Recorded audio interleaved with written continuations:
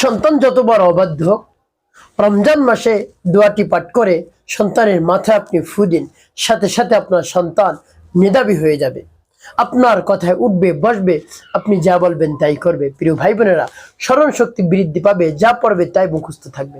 সন্তান নিয়ে পেরেশানির মধ্যে পড়ে গিয়েছেন যে সন্তানের মেধা কম, স্মরণ শক্তি কম, যা পড়ে কিছুই মনে থাকে না। আপনিও দেখতেছেন আপনার সন্তান এত পড়ালেখা করতেছে তারপরে মনে থাকে না, এত কষ্ট করতেছে রাত জেগে জেগে, তারপরে পরীক্ষায় ভালো ভালো রেজাল্ট আপনাকে উপহার দিতে পারছেন না। আপনি একেবারে হতাশাগ্রস্ত হয়ে পড়েছেন, দুশ্চিন্তার মধ্যে পড়ে গিয়েছেন। আর দুশ্চিন্তা আপনার করতে হবে না, টাকা পয়সাও খরচ করতে হবে না। আপনি অভিভাবক, আপনি মাতা, আপনি পিতা, আপনি আমলটি সন্তানের জন্য করুন। এখন বলতে পারবেন হুজুর আমলটি করতে পারবো, দোয়াটি পাঠ করতে পারবো? অবশ্যই আপনি পাঠ করতে পারবেন, বেশি কঠিন না। প্রিয় ভাই বোনেরা, এভাবে দোয়াটি পাঠ করে সন্তানের মাথায় ফু দিন, সাথে সাথে আপনার সন্তান মেধাবী হয়ে যাবে। রমজানের বরকতে আল্লাহ রাব্বুল আলামিন আপনার সন্তানের মেধা শক্তি বৃদ্ধি করে দিবেন, স্মরণ শক্তি বৃদ্ধি করে দিবেন, যা পড়বে তাই মুখস্থ থাকবে ইনশাআল্লাহ। আর কোনো সময় আপনার সন্তান লেখাপড়া ভুলবে না, ভালো ভালো রেজাল্ট আপনাকে উপহার দিতে পারবে। আর ভালো ভালো জায়গায় আপনার সন্তান চান্স পাবে, ভালো ভালো স্কুলে, ভালো ভালো কলেজে এভাবে চান্স পাবে। প্রিয় ভাই বোন, আপনি যদি দোয়াটি 7 বার পাঠ করে সন্তানের মাথায় ফু দিতে পারেন। তো প্রিয় ভাই বোন, আমলটি কখন কিভাবে করবেন, কোন নিয়মে করবেন, আমলটি করে কিভাবে উপকৃত হবেন বলে দিচ্ছি। এর পূর্বে সর্বপ্রথমে আমি বলবো, যখন আপনি ভিডিওটি দেখবেন না টেনে দেখার চেষ্টা করবেন, না কেটে দেখবেন, তাহলে আপনি সঠিক নিয়মে আমলটি করতে পারবেন। আর যদি টেনে টেনে কেটে কেটে দেখেন, তাহলে অনেক জায়গায় বাদ পড়ে যেতে পারে, আপনি সঠিক নিয়মে আমলটি করতে পারবেন না। তো প্রিয় ভাই বোনেরা, এই জন্য সঠিক নিয়মে আমলটি করতে হলে না টেনে না কেটে দেখার চেষ্টা করতে হবে। তো প্রিয় ভাই বোনেরা, এভাবে যখন আপনি আমলটি করার ইচ্ছা করবেন, এর পূর্বে আপনার সন্তানকেও কাছে নেবেন, আগে থেকে বলে নেবেন, বাবা তোমার জন্য আমি আমল করব, এই জন্য তুমি আমাকে কিছু সময় দিবে, 15-20 মিনিট সময় আমাকে দিবে, এটা বলে নেবেন।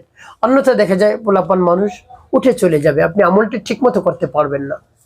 যখন আপনি আমলটি করতে বসবেন, এর পূর্বে উত্তমরূপে পবিত্রতা অর্জন করবেন, আপনিও পবিত্রতা অর্জন করবেন, আপনার সন্তানকেও পবিত্রতা অর্জন করাবেন। তারপরে কিবলামুখী হয়ে দুইজন পবিত্র স্থানে বসবেন। তারপর আপনার জীবনের সমস্ত গুনার কথা স্মরণ করে ক্ষমা প্রার্থনা করবেন। আস্তাগফিরুল্লাহ রাব্বি মিন কুল্লি যামবি ওয়া আতুবু ইলাইহি লা হাওলা ওয়া লা কুওয়াতা ইল্লা বিল্লাহিল আলিয়্যিল আযীম।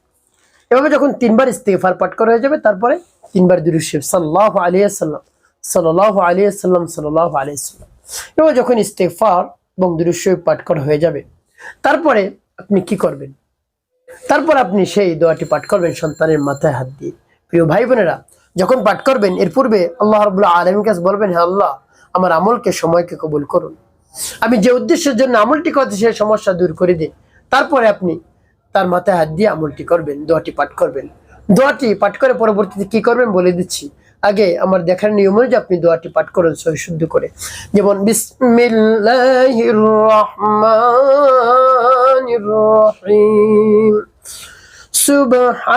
সুবহানাল্লাহি والحمد لله ولا إله إلا الله والله أكبر سبحان الله والحمد لله ولا إله إلا الله والله أكبر।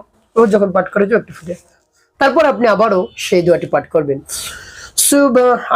সুবহানাল্লাহি والحمد لله ولا إله إلا الله والله أكبر سبحان الله والحمد لله ولا إله إلا الله والله أكبر।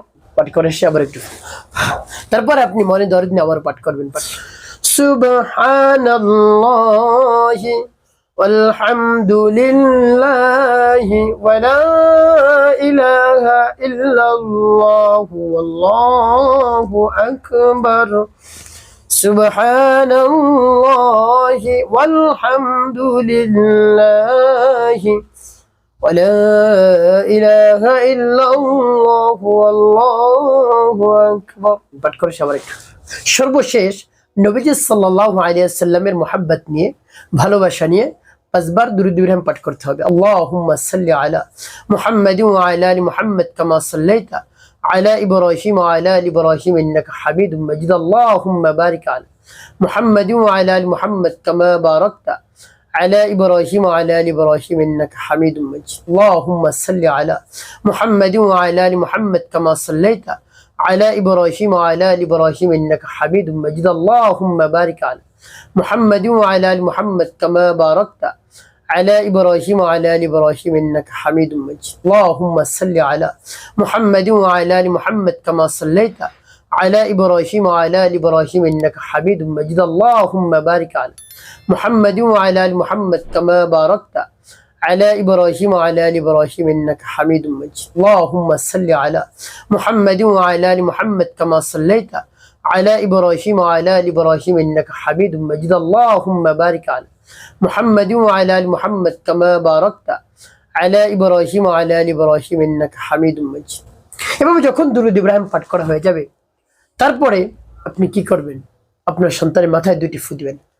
প্রিয় ভাই ভাই, আমলটি করা শেষ। এখন ওই স্থানে বসে আপনার সন্তানকে নিয়ে আপনি আল্লাহ রাব্বুল আলামিনের দরবারে হাত উত্তোলন করবেন। পবিত্র রমাদানের মোবারক মাসে এমনিতেই আপনি যদি আল্লাহ রাব্বুল আলামিনের কাছে দোয়া দরখাস্ত করতে পারেন, অবশ্যই আপনার সমস্যার সমাধান হয়ে যাবে। আপনি সর্বপ্রথম আল্লাহ রাব্বুল আলামিনের প্রশংসা করবেন, হে আল্লাহ, আপনি হলেন আমাদের খালিক, আমাদের মালিক, আমাদের হায়াত দাতা, জীবন দাতা, রিজিক দাতা, সবকিছু আপনি দিয়ে থাকেন। আপনার কুদরতি হাতের মধ্যে আমাদের জান রয়েছে, আপনি যা ইচ্ছা তাই করতে পারেন, হে আল্লাহ। এভাবে আল্লাহ রাব্বুল আলামিনের কাছে বলবেন, আল্লাহ আমার সমস্যা সমাধান করে দিন। সন্তান নিয়ে আমি অনেক পেরেশানির মধ্যে পড়ে গিয়েছি, কি করব? তার মেধা শক্তি কম, স্মরণ শক্তি কম, লেখাপড়া কিছুই মনে থাকে না তার। আল্লাহ আপনি তার স্মরণ শক্তি, মেধা শক্তি আপনি বৃদ্ধি করে দিন। আপনার শরণাপন্ন হয়েছি।